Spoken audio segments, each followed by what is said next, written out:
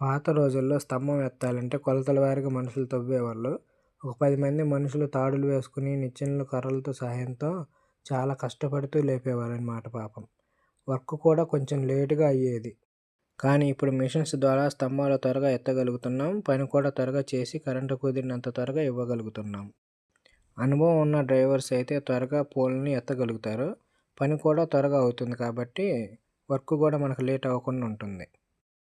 ఈ మిషన్ వచ్చేసి ట్రిగ్గర్ అంటారనమాట. దాదాపు ఇది 6 అడుగుల వరకు స్తంభాన్ని భూమి లోపలికి వేయగలుగుతుంది.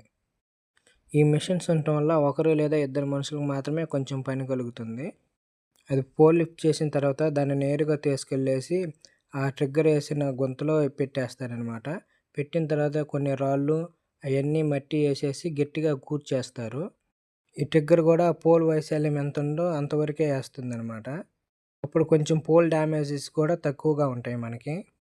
పోల్ ఎత్తిన తర్వాత ఇలా చివరున్న స్తంభం గానీ, లేదా ఒకవైపు నుంచి ఇంకోవైపు లైన్ లాగేటప్పుడు సపోర్ట్ వైర్ గానీ, సపోర్ట్ స్తంభం గానీ కంపల్సరీ వేయాల్సొస్తుంది.